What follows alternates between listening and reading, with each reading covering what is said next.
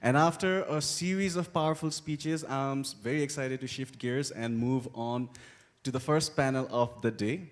And the name of the panel is Mainstreaming Community Tourism for a Resilient and Inclusive Future.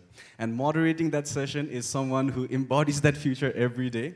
Ayesha Prasai is the CEO of Community Homestay Network, bringing a strong background in international development and hands-on experience from global organizations. She has been bridging global insights with grassroots impact for a long time in Nepal. And above all, her leadership is what sets her apart. Will you please join me in welcoming Ms. Ayesha Prasai to the stage?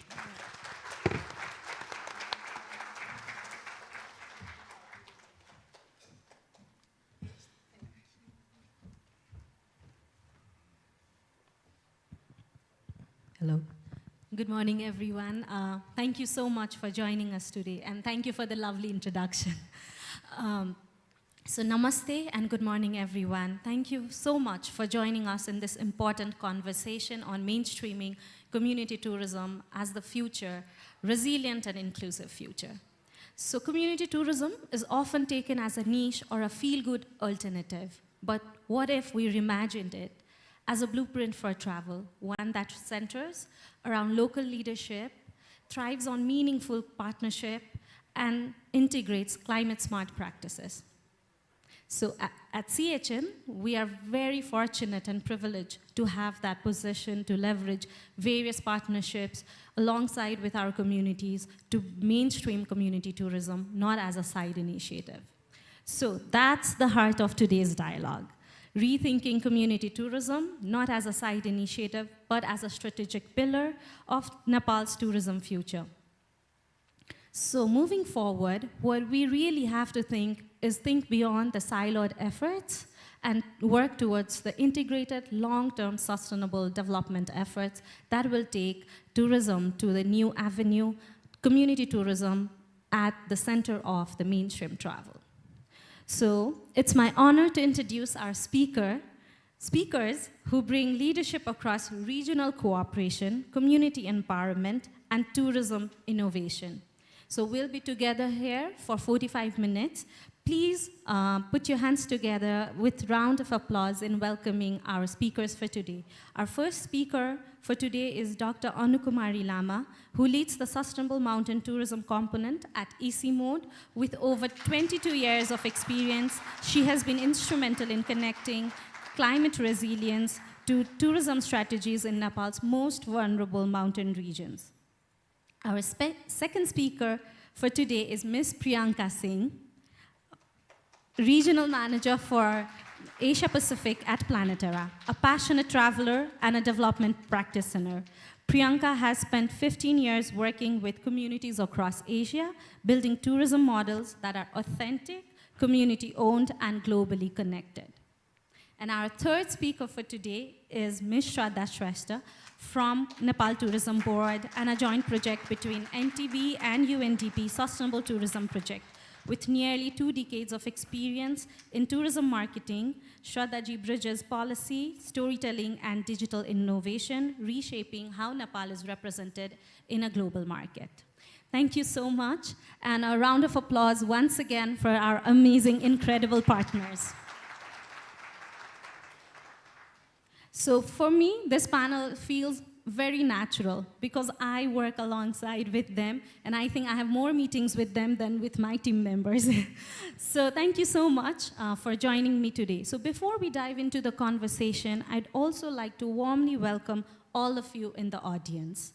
We are today joined by the local government, our deputy mayor from Barauli community, Kawasuthi municipality, local government representatives from Dhankuta municipality, from Kirtipur municipality, organizational leaders, passionate individuals working towards growing Nepali entrepreneurship through tourism, local communities, tourism associations, hotel operators, and many more who are vital in reshaping responsible tourism in Nepal. We are truly glad to have you here with us today. And special shout out to all our participants who were there for Community Connect. Despite having a hectic 1 week of traveling across Nepal, thank you for being very patient with us for the event today. So let's get started with the questions. So let's zoom out the big picture question first. So this is a common question and anyone can start answering it. So what is the one major shift, whether in mindset, policy, or practice, you believe that is important or essential to move community tourism from the margins to the mainstream? Anyone, please.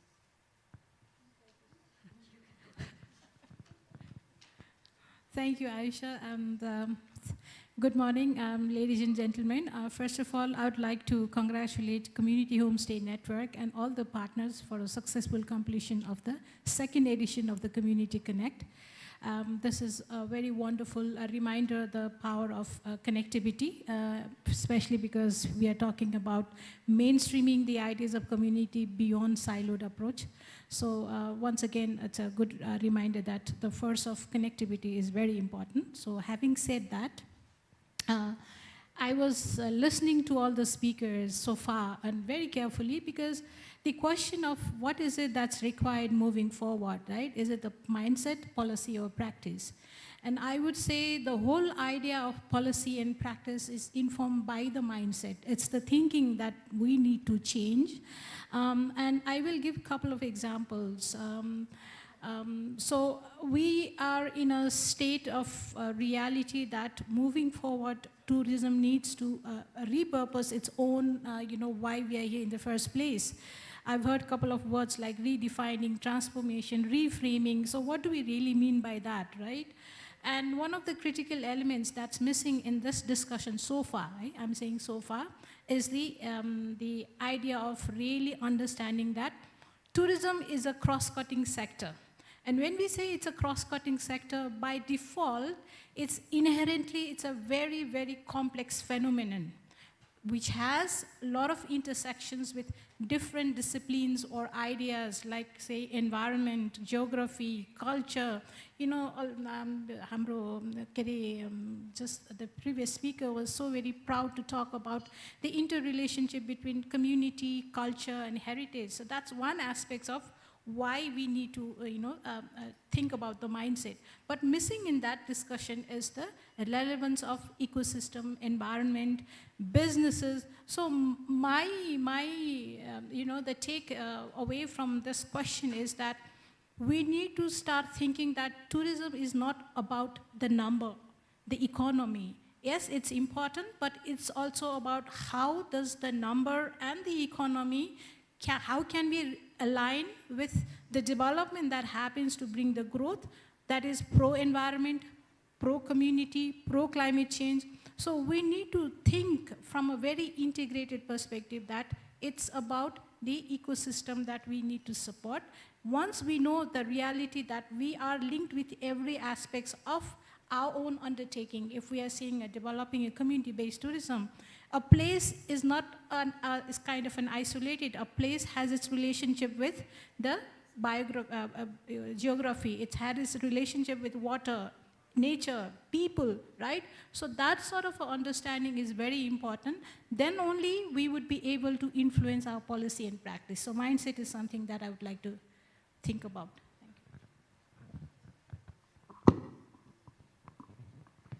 Just to add on to what I think you covered all of it in what I was also hoping to say, so which is perfect. And just to add on to, I think, what Shiva sir also said when he gave his opening speech, the remark. So where we're saying the approach needs to be where it's community first, and I think that's what CHN does.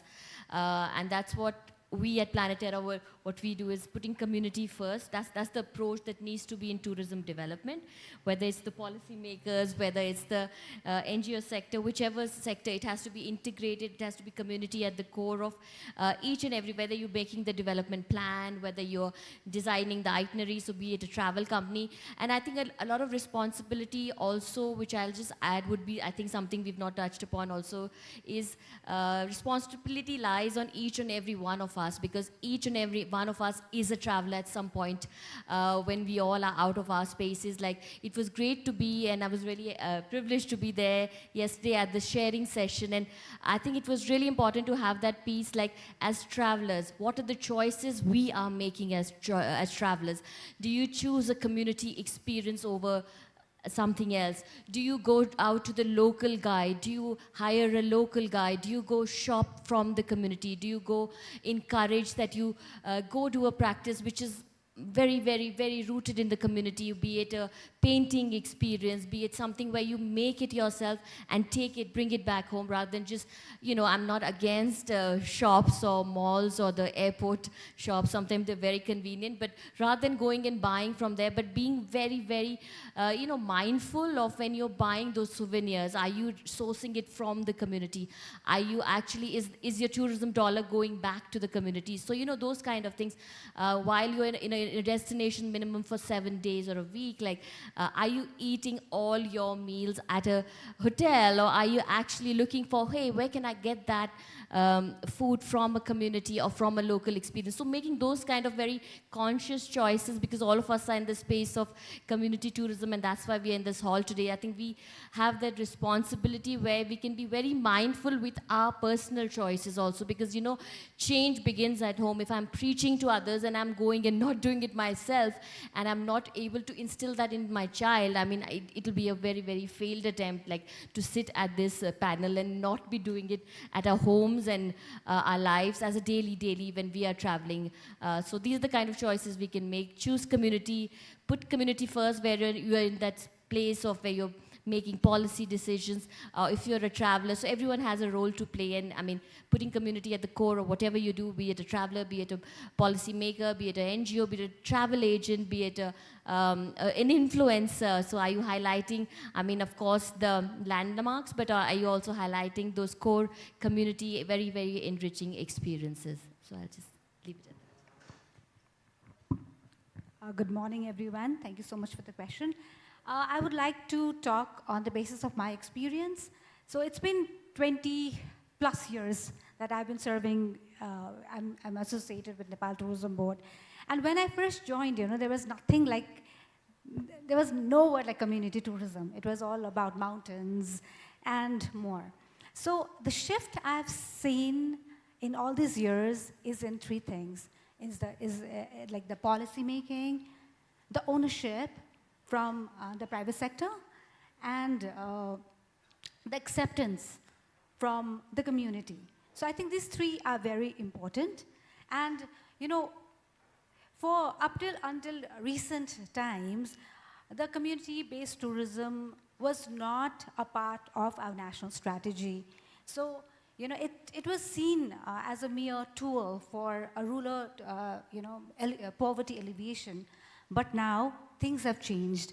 The government, the national strategy, and even the NTB strategy is aligning to bring community tourism in the mainstream tourism. So I think the most important thing I've seen is the policy, the acceptance, because acceptance, when I would like to join, in 2011 when we celebrated the National Nepal Tourism Year, that was the first year when we introduced the homestay tourism. And that time, we had such a backlash when we initiated it, because the hoteliers thought the community homestay were a competition for them. So that was a very backlash from the private sector.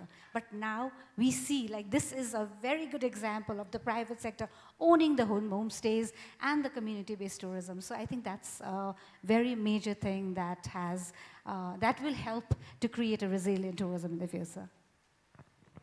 Hello.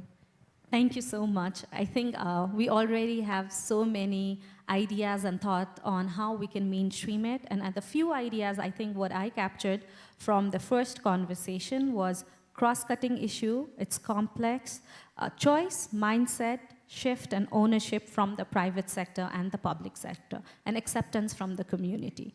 So yeah, of course, if we're talking about community tourism and responsible tourism, it's very important that the communities are at the center, and we really need to think about what responsible tourism actually is and mean for them. So moving forward, I'd like to ask Dr. Anu the next question. So responsible tourism is often discussed in theory, but EC Mode has been actively putting it out on practice on real grounds. So in Nepal's mountain regions, where climate vulnerability is particularly high, how does responsible tourism actually contribute? And I would like you to share specific examples, and not just the outcomes, but the processes that are involved in this process to make it happen. Thank you.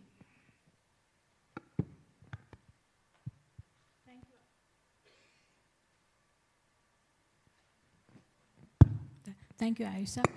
Thank you for that question. I'd like to break those questions so that we are able to understand the process, because you want me to tell what the process is behind. The term that we need to be very mindful of what you have used, responsible tourism, climate change. So why is there a need for us to start thinking about responsible tourism? What's wrong with the current tourism? Because as Shraddha ji has already mentioned, community tourism as a strategy and policy, that's the best that would hear, right? But why we need to add another layer of, even if that community tourism is a best practice, what's the responsible, the agenda is all about, and particularly in relation to climate change. So if we really understand in a very simplistic term, everything that happens, and it's not only an example of Nepal, all over the world, tourism is a very climate-dependent industry or a services, right? It's the core ingredient of how tourism gets developed or operationalized. Why do we say, for Nepal, because we are talking about Nepal, so why do we say, tourism for Nepal, the peak season is autumn or spring? What's that got to do with climate, right? It has got to do with the climate, primarily because in those seasons, if you say the weather is very stable, right? The temperature is very mild, clear skies. This is something that's the USP for a weather-dependent factors, but that really makes the whole idea of a destination, its charm, the pleasure of travel. It's a different way of really appreciating a place as a tourism destination. But then what has happened was, over the period, as we move ahead, and that was again my earlier question, is that the whole scope of developing tourism was very much growth focused. You are targeting 20 million, 3.5 million, what does that mean in numbers? Maybe from an economic terms, we might be able to encourage more private sector to invest, more tourists to come. But what is it doing to our own environment, to the climate? And so if you flip the narrative between tourism and climate change, and if climate change is brought into the picture, the very climate that is a core ingredient for tourism is also really affecting the way and its sustainability, tourism sustainability. So issues like water, disaster, water scarcity, pollution, these are all examples of us as an industry, as a policymakers moving ahead, not really thinking about its relationship with climate and how it's going to affect. So understanding the process, why it's important as a responsible tourism is, we need to start now, how are our actions, whether we are developing something as simple as homestay. A homestay would have to rely on energy, it has to rely on water, it has to rely on food that is being brought. So what is our footprint from the perspective of sourcing the food? Is it something that's grown from kitchen garden, or is it something that needs to be transported? And if the transport is being used as a fossil fuels. So, that's why we need to really understand the complex nature of how our own action, by default, what we are seeing, community tourism is a very, it's a very niche, or it's very cottage, and it may not have larger negative impact. But when you really put all this, interrelationship into the picture, it will have its impact. And that's why, in order for us to make sure that our tourism development intervention is pro-climate, climate-friendly, what we have really done was, we start with, you're asking me the process, so we start with the understanding of what's happening in the surrounding. So the evidence is very important. So research and study is something that is the starting point for us to start talking about or thinking about developing. Once that evidence is placed, then we need to know what's the challenge, where are the gaps, who do we collaborate with, what kind of interventions are required. And based on that, we reach out to the partners. We co-design, co-create the pilot projects, and we empower people. It's not about only having partners on board. Capacity buildings are equally important. Investment. So this is something, the process, but I'll just want to cut short. As an example, what we do at ICIMOD, Again, we work in 3 different areas, starting with research and science. So we are doing studies, assessment of the climate change and its importance in mountain tourism, and also study is one big area where we do that kind of a work. Then we also collaborate with government agencies. We are collaborating with government because we work in 8 countries, so primarily whoever from the tourism ministries, and also we collaborate with those government agencies also and provide policy inputs and all. Based on that, we are also trying to uptake how the policy that's been defined or designed can bring change at the community level. So one of the area where we are now active is developing curriculum, working with the research and academic institutions. But last but not the least, it's the pilot, like High Grid project, where we are collaborating with CHN government partners like Dhankuta municipality and others. So the pilot is another area where we can bring a concrete result, integrating all these ideas into this mix. Thank you. Thank you, Dr. Anu, for the answer. I think it really helped us, all of us in the audience as well, to understand the process that goes behind a project or a community tourism pilot project, at least to say for now. But when we talk about community tourism or responsible tourism, we are talking about cross-cutting issues, evidence, but what is all this for? This is for local communities to enhance the entrepreneurship skills and to build the ecosystem, like mentioned before. So moving forward, I'd like to ask Priyanka this question, because in global conversation around tourism, local communities are too often featured but not heard, present in images but not in decisions. From your work across Asia, what factors truly help a destination thrive responsibly, and how can we ensure communities retain ownership over their narratives, choices, and benefits? Thanks, Ayesha. Very important question. I'm sticking to my notes today because otherwise I'm very infamous with taking a lot of time when I'm on a panel. So I'm sticking to my notes so we can stick by the timelines we have. So yeah, this is, I mean, for me, because we work at Planetera, because this is at the core of what we do, which is community tourism. And your question was, how do you ensure that that stories are heard and destinations are relevant? So I feel that the destination thrives responsibly when communities are engaged, not as beneficiaries, but as co-creators of tourism. And I think this was something that Shiva sir also mentioned, that I think the key word being co-creators of tourism. So where we have to get out of that very beneficiary mindset which we often quite fall into. So what this means is working together with communities, recognizing their agency, and incorporating their point of view while designing tours from the very beginning. So it's not just like what Anuji is again and again saying about numbers, about the number of job opportunities created, but it's the whole process. The whole process needs to be participatory while you're balancing the traveler's experience, like what an international or a domestic travel like to have in it, but also taking in the community aspirations. What is it that the community wishes and wants to share? What is it that the community wants you to come and experience when you visit their homes or their cafe or their restaurant or whatever experience they're offering you, be it a meal? So what is it that the community wants to share and wants you to take back is a part of the journey. So including the local voices becomes very important, being very sensitive as to how we speak about their culture. So again, it has to be voices of the community. And again, I'm taking all your phrases today, Shiva sirs, which was honor their voices. So at Planetera, I am always almost asked, I look at the Asia Pacific region and it is primarily I'm asked everywhere, how do you Planetera decide what does the community have to do? How does Planetera design? I'm like, Planetera does not design any experience. It is our communities. It is the indigenous communities. It could be some places they are women-led. In some cases, there are persons with disabilities. In some cases, they are youth-centric. But it is always owned, led, run by the community. So the community says, hey, Priyanka, I want to do a meal experience, but I'm not sure what would an international traveler like.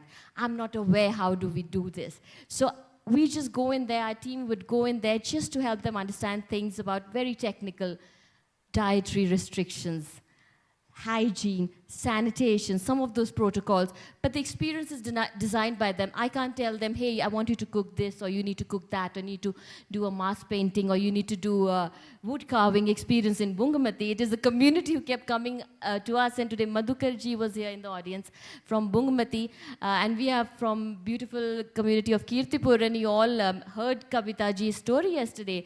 It was they who said, we want to make those momos, we want to do wood carving in Bungamati. It's so inherent, it's so natural to our community, it is what we do, it is so rich in our heritage.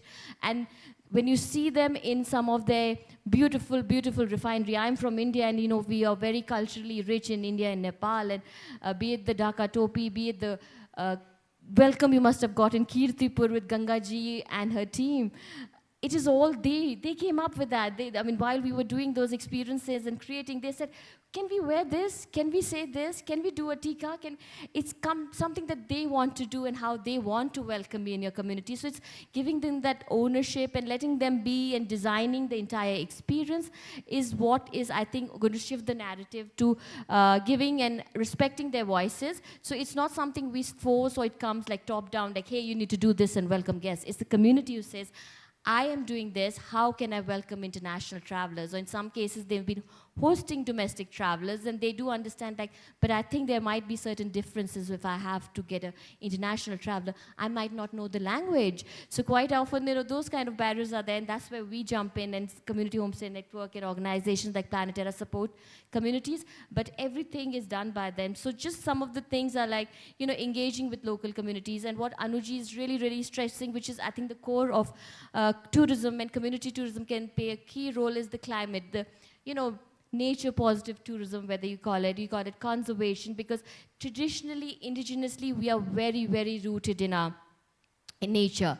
So all our festivals, whether it's a movement of your chariot to, we have a lot of harvest festivals in India, it's all built around nature. So for us to, I think, ensure that as we go towards modernity and development, we don't diminish or forget the deep-rooted pride that indigenous communities, local communities have, that connection with the natural world, which comes very, very organically to them, be it sourcing that food, like Anuji said, from your kitchen garden, and it goes back to mapping your carbon footprints. But if you go back to our villages, to our communities, like I come from a village in India myself, I mean, it was very logical, it was very, very scientific as to the food you ate, because that's what you grew.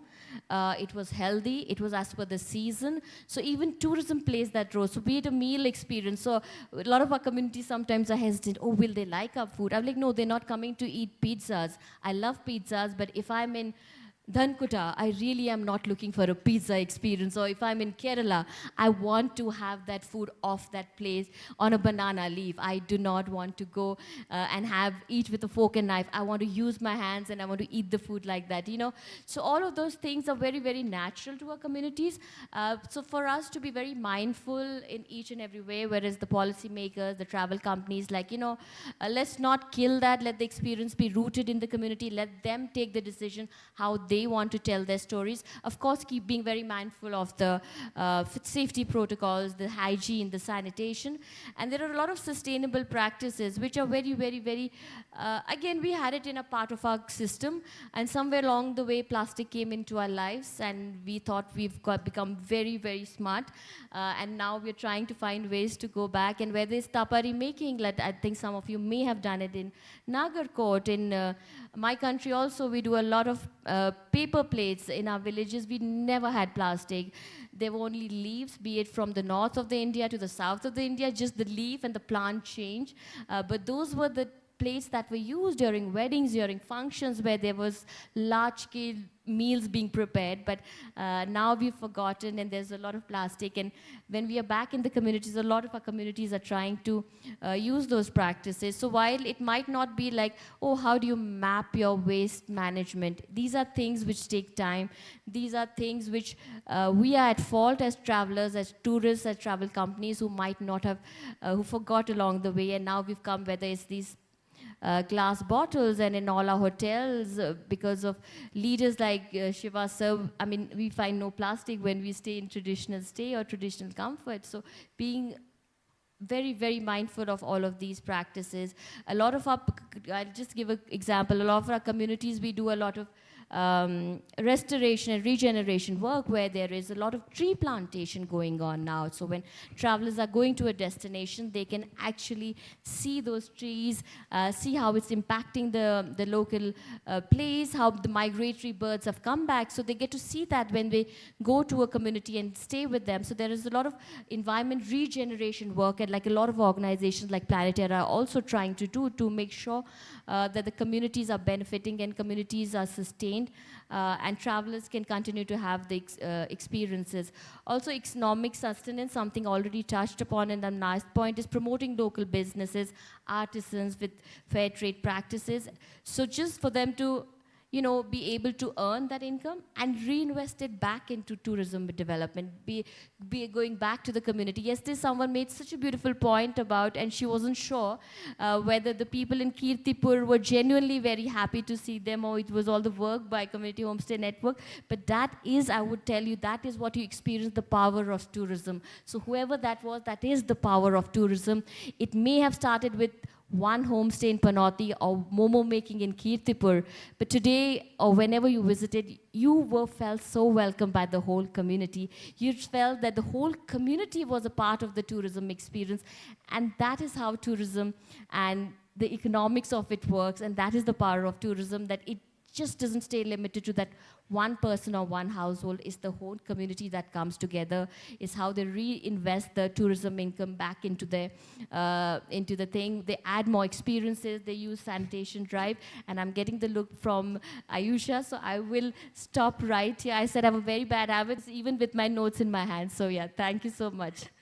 Thank you, Priyanka. So yeah, while Priyanka explained us about the importance of strengthening community ownership, while touching upon all the cross-cutting issues that we have been discussing in this dialogue. So I'd like to further understand from Shraddha ji, how is NTB rethinking its digital tools, campaigns and partnership to ensure local voices that are not just featured, but amplified without compromising the authenticity.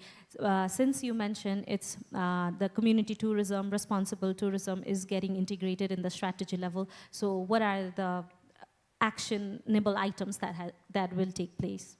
Ayusha, before going to what the strategies are, I want to point out few, barriers or hurdles we are facing, yes, as a marketing, manager or a branding manager.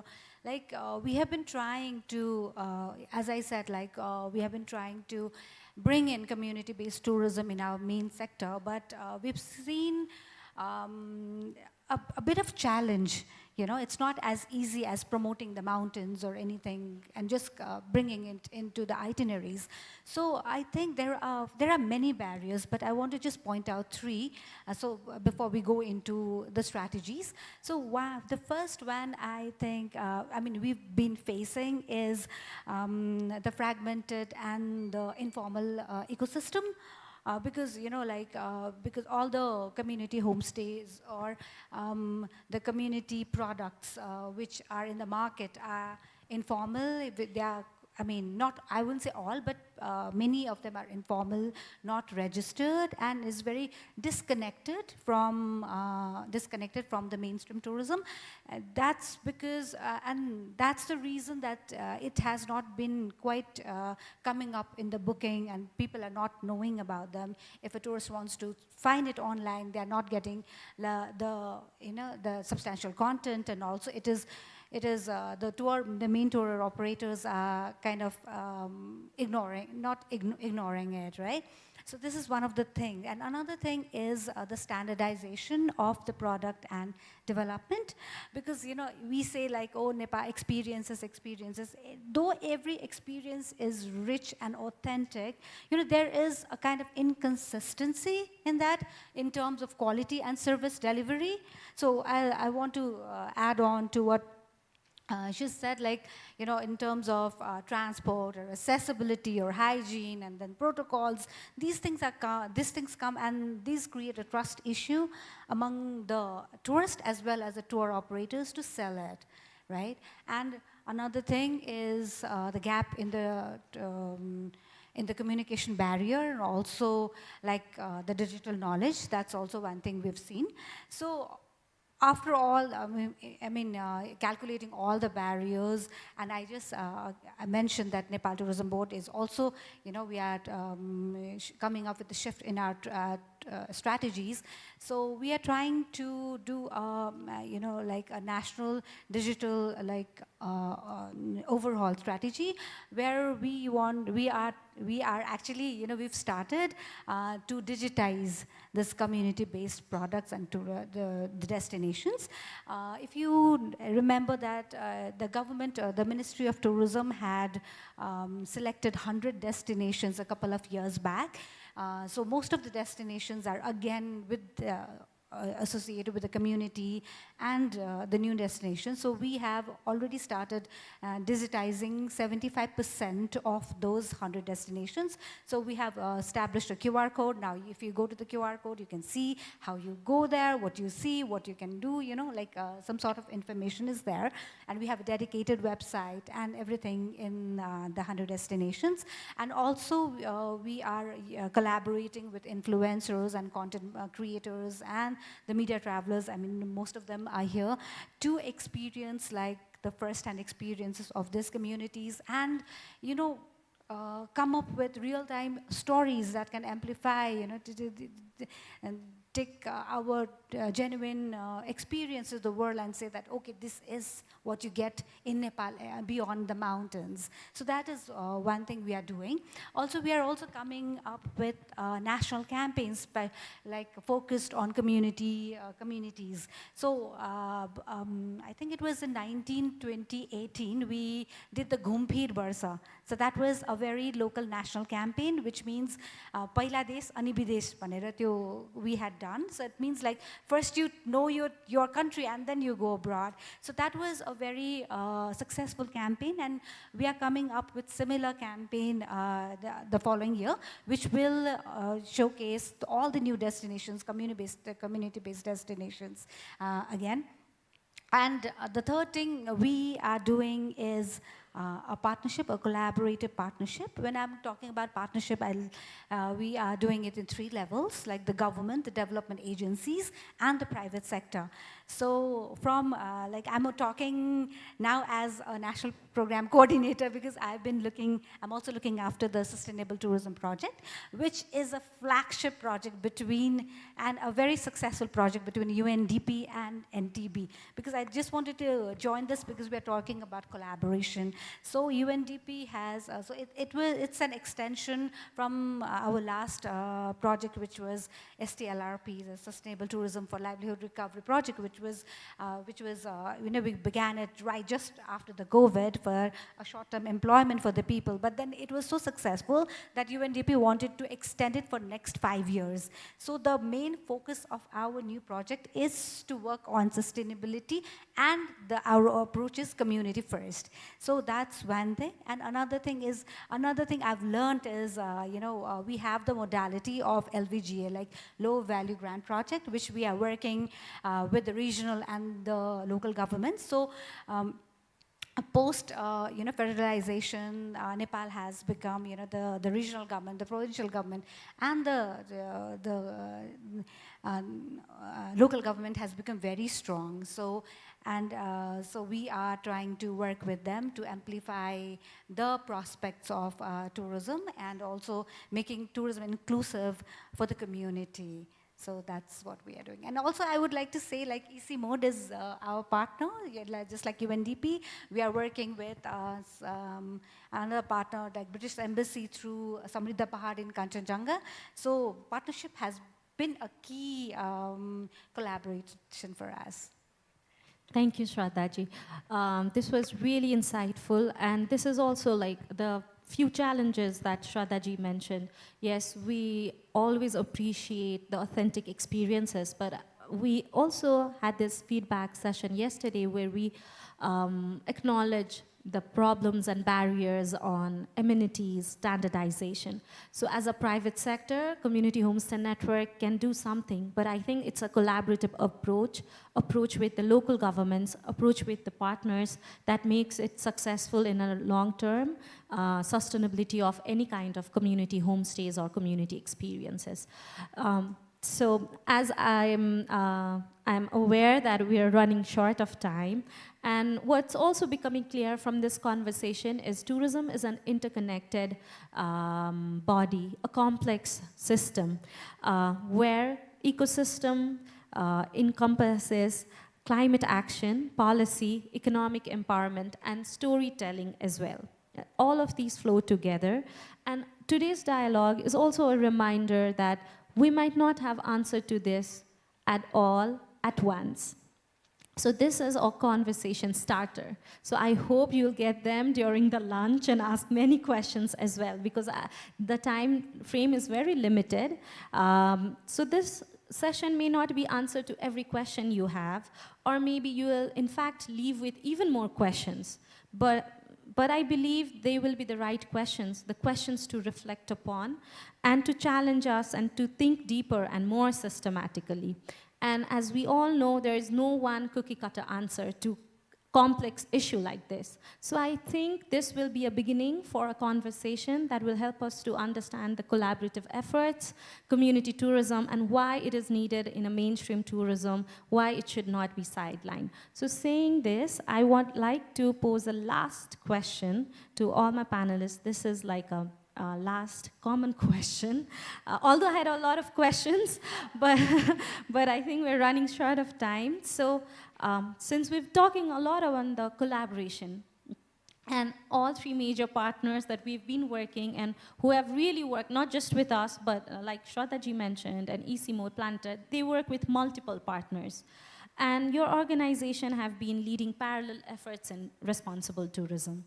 But given the urgency of the challenges we're facing, be it climate issues or uneven tourism distribution, what do you think, how can institutional collaboration become more intentional, more embedded, and less ad hoc?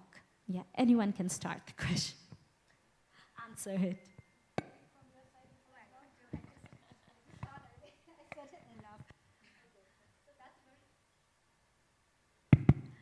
Very interesting question. Thank you so much. Nepal Tourism Board, you know, we have established in this philosophy called public-private partnership. So, you know, we thrive in that collaborative partnership approach. And like I already said that, you know, partnership is the key to our performance. It's very important. Been there working with different levels of partner, the government partner, the private sector, and the development partners. I see, you know, partnership can, an integrated approach or right kind of approach can really create a larger impact of partnership. But I also want to say that, you know, like, because like we are three people here working together in tourism, and today I learned from Anuji that she's you know, coming up with some curriculum for somewhere like so I think, you know, these I appreciate all the development agencies, all the people working, you know, private companies, organizations working in their way for tourism, but for us, it's very necessary that we do it in an integrated way. For example, you know, I just want to take a few minutes more. I want to share one example of Dhankuta. So I did talk with Anuji about this, and I've been advocating this in everywhere I go, but about the integrated approach. So Dhankuta, you know, I saw like, you know, Nepal Tourism Board is spending some money, EC Mode is putting some money, Dhankuta Nagarpalika is putting some money, and I guess like there are so many agencies, other agencies which are also putting money for the tourism development of Dhankuta.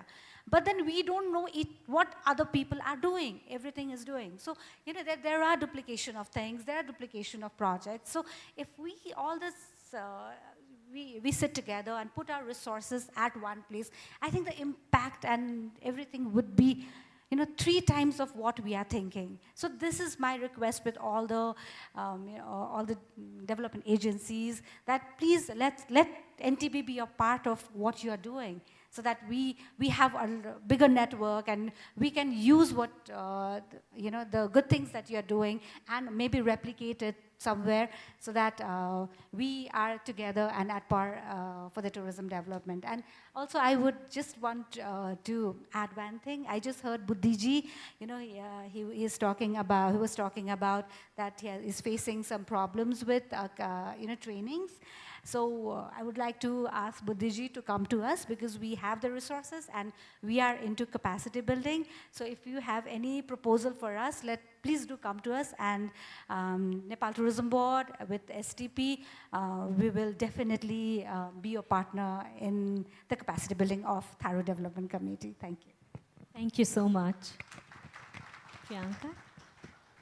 I'll just reiterate what I think Shraddha said, like, let's work together, make the strategies together, co-strategize on all of these aspects, so we complement each other's work and we are not duplicating. I think that's the main thing, because everyone's doing amazing work, but let's not get into our silos, but let's work together, so where we just need to complement each other's work and not be replicating and duplicating what each other is doing. Yeah, and I can see a lot of synergy between Planetera and EC Mode on a regional level as well, not just for Nepal, but for Bhutan and India and other part of the region.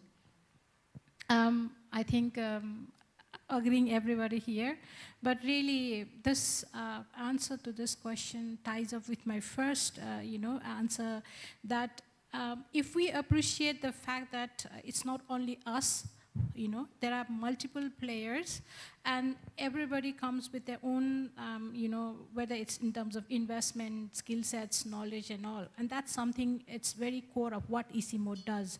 If you remember, Aisha, our association with you is not, something that we started 2-3 years ago. We go back all the way to 2017-18.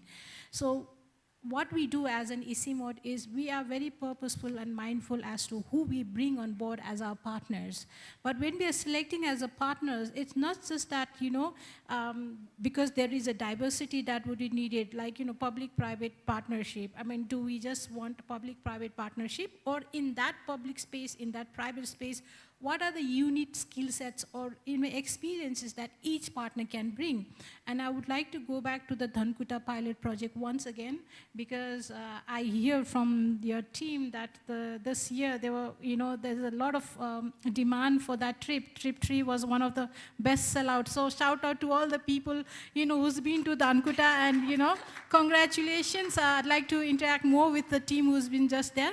But just going back to this partnership, right? So what we are very mindful is that this is the issue, and that's the direction that we want to take forward, especially in Dhankuta. We are tackling the issue of water scarcities, but we do also need to provide the need for the community to earn a decent living, dignified living, and if tourism is a way forward, but how we have understood the idea of tourism is it has to be nature-oriented. So within EC Mode, you've been with us, so this pilot project is under the NBS for DRR, Nature-Based Solution for Disaster Risk Reductions. The idea of disaster is the water scarcity. But there are different ways of understanding and addressing this issue of water scarcity. Something as nature-oriented as Recharge Pond, I'm sure all of you have got those flyers, right?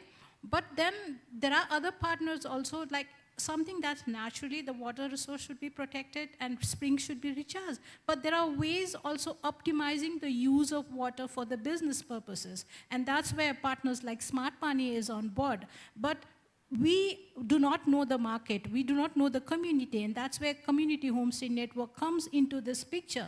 So the reason why we wanted to collaborate with CHN or Smart Pani or Planetera NTB is each of you brings your own skill sets and leverage. We could leverage your intel, your network and all. And that is very core to EC Mode. So we are very, and I remember when we were co-designing that phase, I remember Neeraji saying, remember Aisha, by the end of this project, I'll make you talk about water conservation and all. And it's very good to see if you go to the website of Community Homestay Network and Shaolin Sipting, homestays, I'm glad to see that some of the impact stories that they are highlighting is how they are really supporting our work on water conservation, spring shed management. You know, this environment is also becoming one of their pride to show that the impact what they are creating is not only community and their income, which is very core to what you do, but also the value of environmental conservation and something as precious as water. And that's the true benefit of collaborating with the right partners. So we are very mindful in selecting who the partners are, but we trust in the nurturing our relationship also. You might know I'll be hovering around a lot. I'm too engaged in this project, right? So, and I cannot help it, but I think that's because we appreciate and we nurture our relationship. So it's a close tie-up, it's a trust, you know, it's a mutual respect. So I think this is something that EC Mode really takes it seriously, and Dhankuta is an example of what our partnership is all about. Thank you. Yeah, thank you so much. I think we keep on hearing Dhankuta a lot because Dhankuta is a baby for all of us involved in the project. We started from a scratch, so it holds a very special place to us. And to conclude the session, I think the powerful theme or the keywords running through today's discussions were partnership, collaboration, meaningful ones, not just for the sake of it, and ownership. Who tells the story, who makes the decision, and who holds the mic? So what a better way to conclude my conversation by giving just a bit of hint on what will follow up today. So we'll have a conversation from the people, from the community. They'll be here sharing their experiences. So I'm really thankful to the partnership. And like Dr. Anu said, I'm not also an easy partner. I keep on sending emails and following up and messaging. So, but this is worth it. Community tourism, to make it as a mainstream, I think we all have to work towards it and push it forward. And especially thinking climate, I'm looking at Dr. Neera while saying this, it has to be climate resilient, JETSI, everything has to be there. It's a cross-cutting issue and need to be beneficial to everyone that is involved in the process. Thank you everyone for being with us today.